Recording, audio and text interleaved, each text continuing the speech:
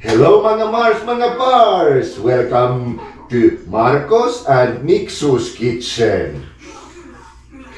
Today we are going to make easy homemade apple pie.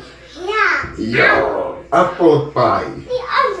Yeah, that's what we have here.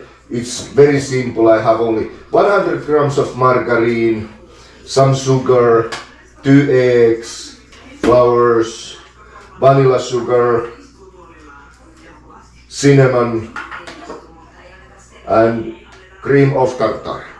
That's just a drop of milk, 2 pieces of apples.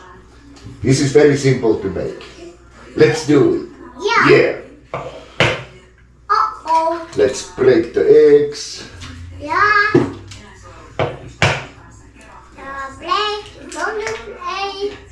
Okay, now you can whip it. Yo, just like that. Yo, let's do it together. Se on kananmuni, yo. Let's put sugar,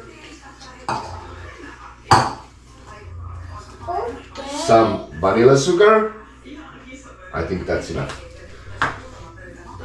Let's add also some cinnamon. Like that.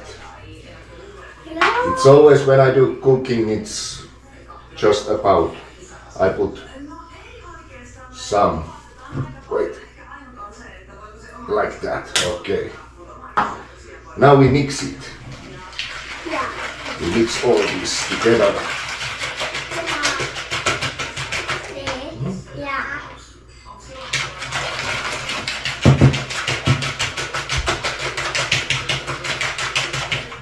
Like that. Let's add margarine. Yeah, and whip again.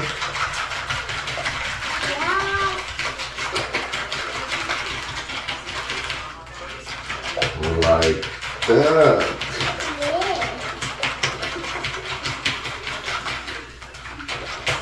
We won't make this like very thick. So we already use all those, we don't need it anymore. Let's add some flour.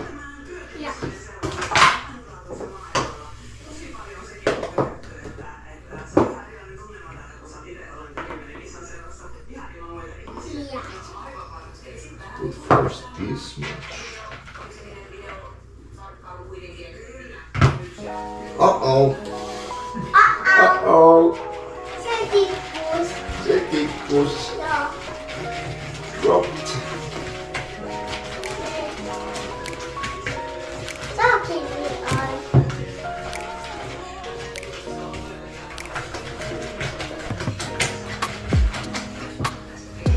Maybe just a little bit more.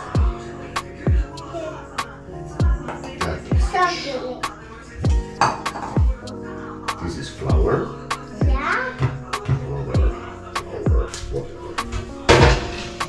Okay, let's mix it. Oi! It's flying.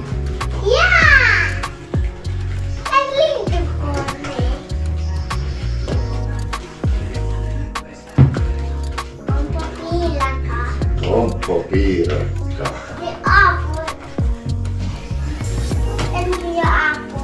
Like that. Let's put the open on.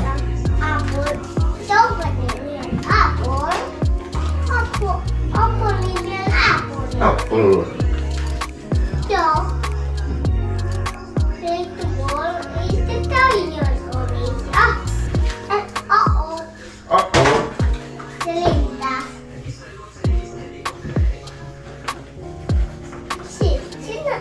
Like that. It's just like this, not too thick. I'm not sure if you can see it. No, soon you will. Okay, then we just slice the apples. I already washed it. Let's make like some sort of cubes. Let's cut off that.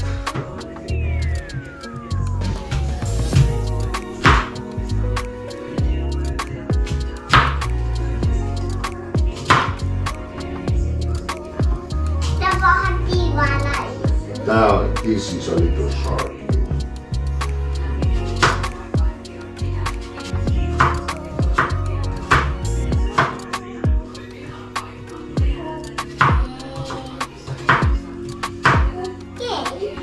Okay.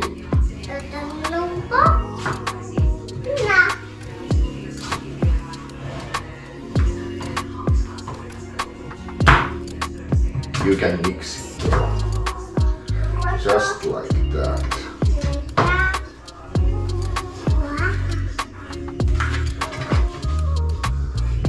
Other apple.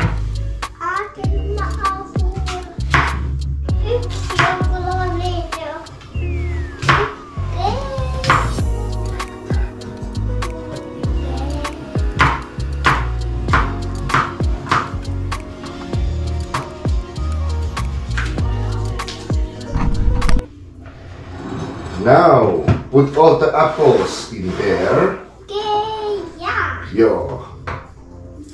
Just put there, just like that. All of it. Kaikki omat.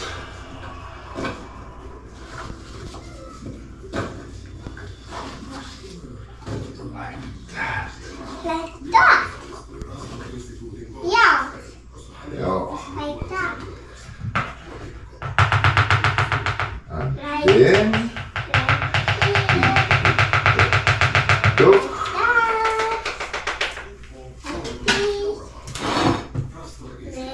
Like this. Onko piilaka? Like this. Like this. Like this. Like this. Like this. Okay. And we are going to mix it a little. Yeah. Vad gör du? Där är lampor. Där var lampor hyvä. Lampor var hyvä isi. Joo. Lägg om på piilaka. Noin. Lampor var hyvä. Lägg om på piilaka isi. Like that. Like that. Then we are going to put it to the oven. 30 minutes, 200 degrees. Riisi tänne. Joo. Tänne pikku. Uuniin. Uuni. Joo. Mutta kyllä meillä yksi.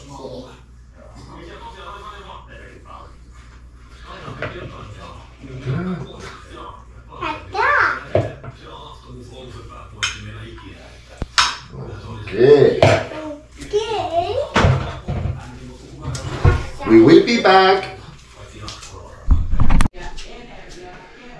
Mga bars. Moment of truth. It's been now in the oven 30 minutes.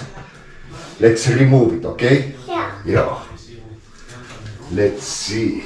Let's see. Turn the oven off. Ja myös pois. Nyt meni pois, otan pois. Like that. Like that. Don't touch it, it's hot. It looks nice. It smells so nice. Bibi, What? we have an apple pie. Yeah. Joo. Don't touch it. Älä koske, se on tosi kuuma. Joo. Let's cool it first, then we taste it. Okay? Okay. Okay. Okay. Okay. 10 minutes later, let's cut a small piece for Miksu. Let's try. How do I get it? Like that. It's still hot.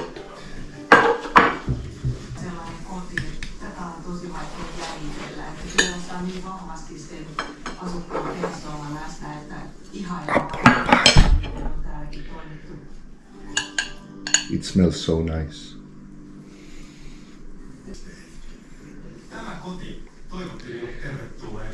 Soon Miksu will be able to taste. Let's get it cool a little. How you say? Maybe some vanilla ice cream would work nicely. Like that. Is it tasty? Delicious? Yeah. Onpa piirakkaa. Apple pie. Sinne. Joo, isi tuo. Tasty, huh? Yummy. Sinulat naman ako ng ating dalawang boys na nag-bake sila ng kanilang omina pie. Ano ba to? Omina pie. Apple pie pala. Omina pie. Omina pie. What's that? Omina pie. Nice English and Finnish, ha? To. Masarap yung kanilang gawa. Ha? Made with love by Mixo and Pars. Do you want? Later, because soon we eat. Eat. Joo, ruoka first. Yo, we eat first, okay? Yeah. Bait naman ang ating Pars. You are so ano today, Pars? Ano ba yan? Akira daw. Ahkera. Akira in English. Akira. Hardworking? Hardworking. Okay? So you are hardworking today, ha? You and Mixo. Joo, we both. Kasi nag-ano sila, nag-bake kanina ba? Naiwan ko kasi yung camera. Siguro naisip ni Pars na mag-vlog. At ako dito ay ang dami kong gagawin. Kanina ako nakauwi mga alas 5 dahil madami kaming nilinisan. And then pag uwi ko nakatulog ako dun sa higaan. May kausap lang ako sa telepono kanina. And then pagbaba ko wala, nakatulog ako sa pagod. Masakit yung aking paa dahil sa 8 hours na work ko, 30 minutes lang yung pahinga ko kanina. So ito ang sipag naman ng ating Pars naglaba. Ang dami kong titiklopin ngayon. Oh my God. Ito, sa amin yan 3, 1 linggo. Lagyan nga natin to ng lights. Para maanuhan ba? Maliwanagan. Ang mahirap doon yung isa doon kasi nasa medyo madilim siya. Ito. Meron na naman siyang bagong dahon dito, oh. Ayun. Naisipan ko pa naman lagyan to ng dito, tubig, pero baka malunod sa tubig yung isang dahon dyan. Naks, ang ganda. Kakain tayo mamaya magdi-dinner na tayo maya-maya kasi alas 8 meron kaming sauna. Naglagay pala ng popcorn sa Pars dito kay Mixo. Ano flavor nito? Bakit parang ano naman to? Kailan ginawa ni Pars? Hindi na siya yung yung crunchy. Masarap to, ah. Ano ba flavor nito? Parang may butter na. Ang ginagawa ko pag popcorn, nilalagyan ko ng cheese powder. Meron pa kasi ako dito cheese powder. Matagal na to ba? Ito pa yung last uwi ko. Ayan, oh. Yan. Pag ako ang nagawa ng popcorn, ito nilalagyan ko ng cheese powder. Pero si Mixo kasi ayaw niya na may cheese powder. Ano ba yan? Dito ko na lang to ilagay, oh. Pahinga muna ako kasi umpisahan ko yung tiklopin ko doon. My God. Mamaya ko na lang siguro umpisahan yun pag natulog na si Mixo. Dahil nagsasauna pa kami ba. And of course, yung ating ulam ay ito. Yung ulam natin kagabi. Meron pa namang rice dito. Ayan. Dahil yung nagluto ako ng madamihan, nasubraan kadami. Kilo pala yung naluto ko na kanin. Ayan, oh. Ang dami. Kalang kaya ito maubos eh. Ako lang naman ang kumakain nito. Tinatamad man ako today, oy. Ano ba nangyayari sa'yo, Mars? Parating na talaga yung kabuwanan ko, oy. Pag malapit na yung kabuwanan ng mga dalaga lagi, ay ambot na lang, Jud. Parang naano ako ba? Tinatamad ako. Alam mo po yun. Sino pa nakarelate dyan? Dahil yun ang aking napansin. Aray! Ang sakit. Magtanggal nga tayo ng earrings, be. Kasi sumasakit yung aking tenga nito ba. Ayan o, matagal-tagal na kung hindi nakapagpalit ng earrings. Parang 2 buwan na to dito sa tenga ko. Pagpahingahin muna natin to. Sana hindi to mag-close yung ating yung itong butas sa tenga ba. Kasi pag iba ang ilagay ko dyan, ako ay mangangati. Kaya ito lang talaga yung aking binabalik-balikan. Ayan. Hindi ako pwede mag-fashion ng mga dyan, earrings. Yung mga mura-murahin, nangangati ang aking tenga.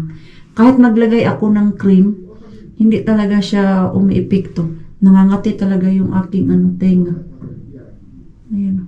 Diyan lang, ganyan lang muna yan. Simple lang muna tayo. At may bago akong i-endorse sa'yo, Charing. Ito ayan, ito, bigay ito ni Ate Julie. Dahil nga, buntis na siya.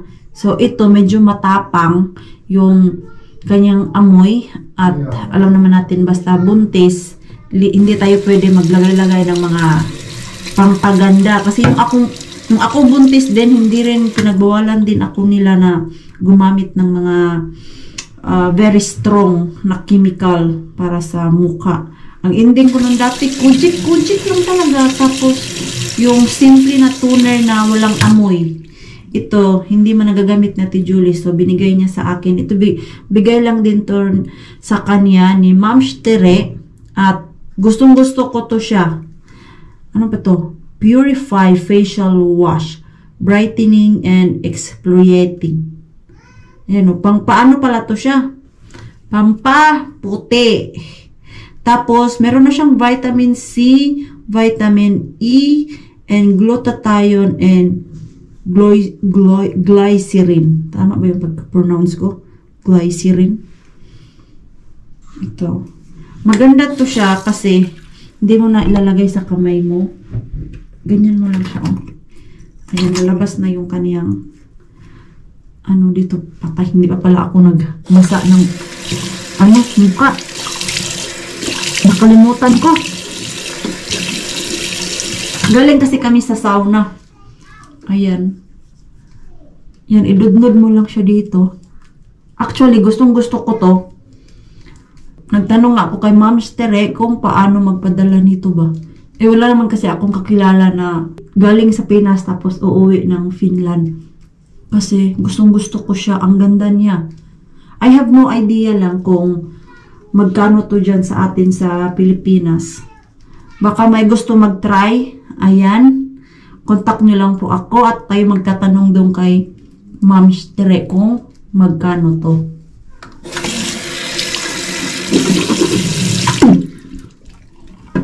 Anuhin ko muna to. Ibabad ko muna sa aking mukha. Nakatulog na din yung ating mixo doon. Hindi ko matapos-tapos yung aking tiklupin dito. Inumpisahan ko to. Tinigilan ko kanina kasi nga nagpunta ako sa gym. Tapos hindi rin ako makafocus kanina tiklop nito dahil ang mixo dito ay talon ng talon. Oh, yan pa lang yung aking natiklop. Pero yung iba ay andun pa sa basket. Bakit lagi tayong mga nanay ang magtiklop nito? Hindi, si Pars natin, marunong yan magtiklop, pero iba pa din yung babae ang magtiklop ba. Maano pa din yung gawa natin. Tawag mo, malinis. May katoyo isi. Not supported.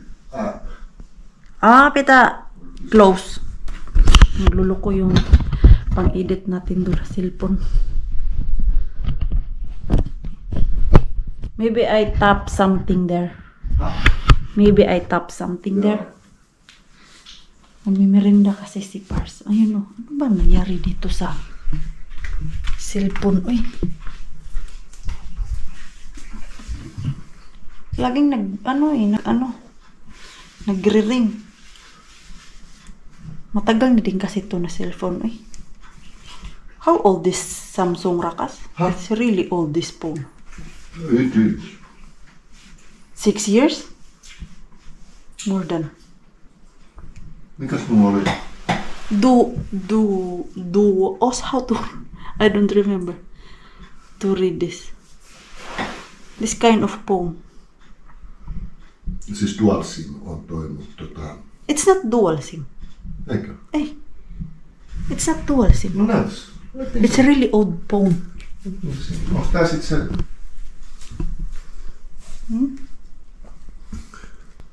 Hindi na kasi ito nag-ano eh. Kaya pinalitan to ni Pars kasi may may tupak na. Kaya minsan pag ako ang nag-i-edit, may tupak na din. It's 9. Niin S9 Plus. Joo. S9 Plus. How come its Queen's Galaxy is 9? That I don't know.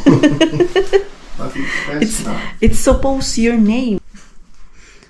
S9. When is that S9? I think it's 2016.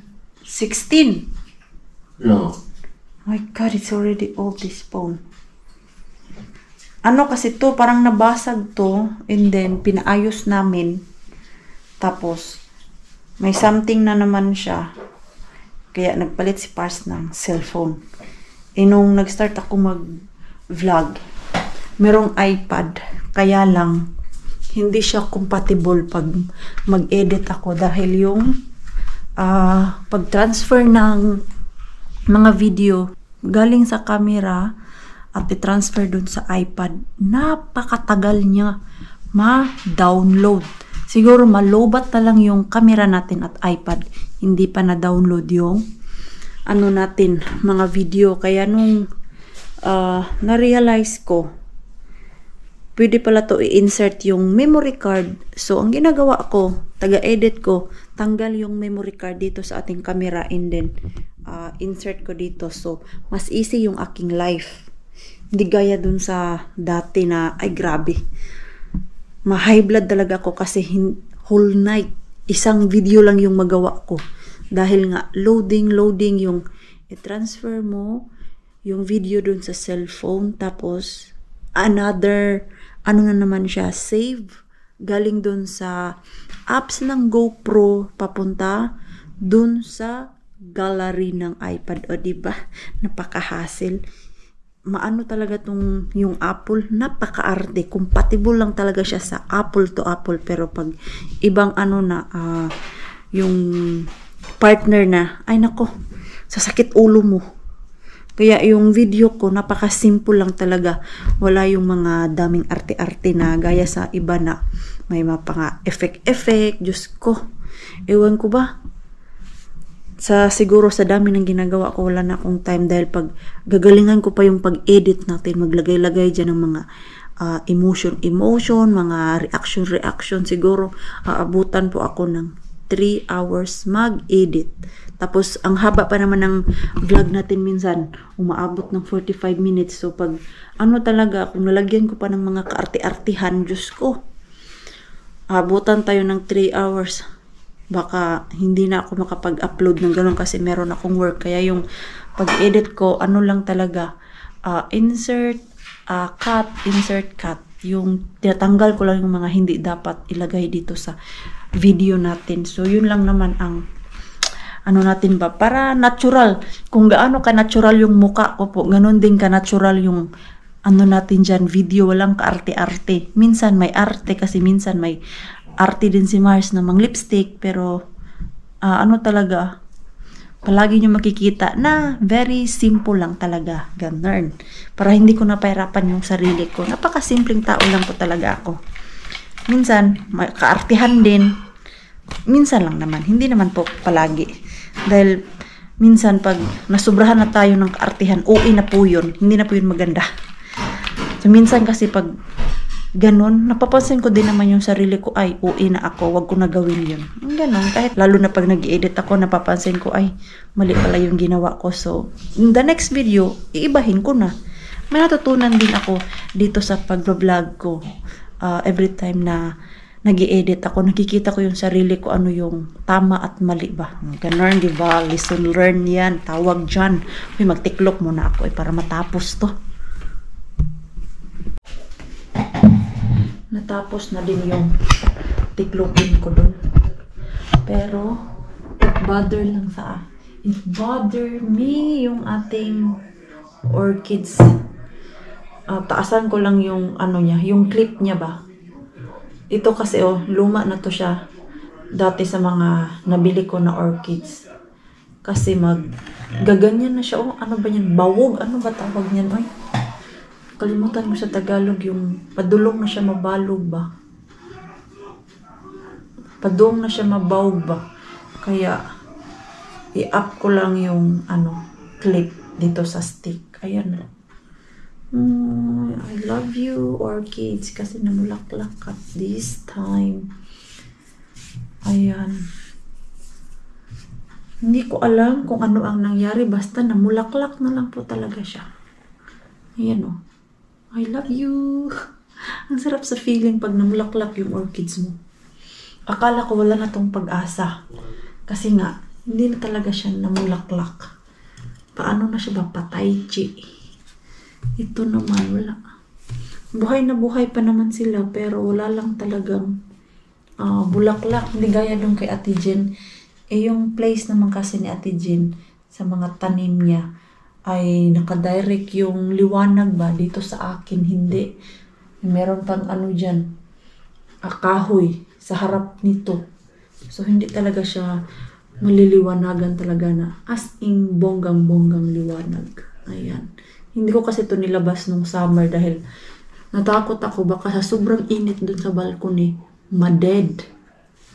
Diba? Di mataychi pa yung ating orchids. Lagyan ko lang to ng tubig yung ating bamboo. Ito. Ayan, tignan niyo po.